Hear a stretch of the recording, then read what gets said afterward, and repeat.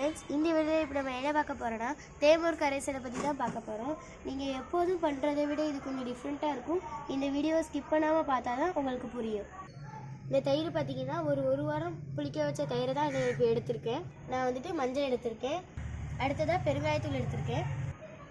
இப்போ பார்த்திங்கன்னா நான் வெறும் டப்பா எடுத்துகிட்டு இப்போ அந்த தயிர் நான் எடுத்திருக்கேன். இதை வந்துட்டு லைட்டாக மிக்ஸ் பண்ணிவிட்டு ஊற்றிக்கலாம். இப்போ நான் அரை டீஸ்பூன் அளவுக்கு மஞ்சள் பெருங்காயத்தூள் தேவையான அளவுக்கு சேர்த்துக்கலாம். இப்போ அதை மிக்ஸ் பண்ணிக்கலாம். இப்போ இதை நான் ஒரு நாள் கழித்து வேறு அடுப்பில் மாற்றிக்கிறேன். இப்போ இதுலேருந்து இதுக்கு நான் எதுக்கு மாற்றினேன்னா, கொஞ்ச நாள் இருந்துச்சுன்னா பேட் ஸ்மெல் அடிக்க ஆரம்பிச்சதுனால நான் வேறு அடுப்புக்கு மாற்றிருக்கேன். ஒரு ரெண்டு நாள் கழித்து நான் ஓப்பன் பண்ணி மிக்ஸ் பண்ணி விட்டுட்டு இதை எந்த செடிக்குனாலுமே ஊற்றிக்கலாம். இப்போது இந்த கரைசலோடைய பெனிஃபிட்டை நம்ம பார்க்கலாம் வாங்க. இப்போ நான் தேவையான அளவுக்கு தண்ணி எடுத்துக்கிறேன். இப்போ நான் 5 லிட்டர் அளவுக்கு தண்ணி எடுத்துருக்கேன். அதுக்கு நம்ம வச்சுருந்த கரைசலை இதோட ஆட் பண்ணி லைட்டாக மிக்ஸ் பண்ணி விட்டுட்டு சேர்த்துட்டு நம்ம எல்லா செடிகளுக்குமே ஊற்றிக்கலாம். இப்போ நம்ம அந்த கரைசலை தண்ணியோடு சேர்த்துக்கலாம்.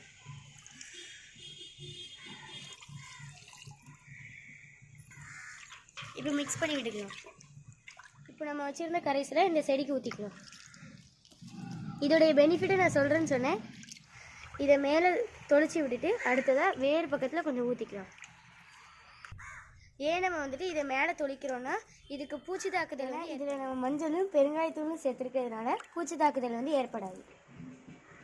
அது மட்டும் இல்லாமல் இதை வந்துட்டு பூ பூக்கிற ஸ்டேஜில் தொளிச்சு விடணும்.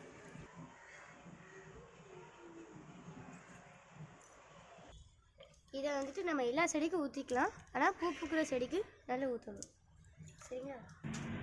இதை நீங்கள் பூ பூக்கிற ஸ்டேஜில் ஊற்றினாலே கண்டிப்பாக உங்களுடைய செடி 2 வாரத்தில் எப்படி காய்க்குதுன்னு பாருங்கள். நீங்கள் பூச்செடிக்கு ஊற்ற போகிறீங்கன்னா உங்களுடைய செடி அதிகமாக பூ பூக்கும். நான் அந்த கரைசலை ஊற்றின 2 வாரத்தில் எப்படி காய்ச்சிருக்குன்னு பாருங்கள். இதோட இந்த வீடியோ முடிஞ்சிச்சு.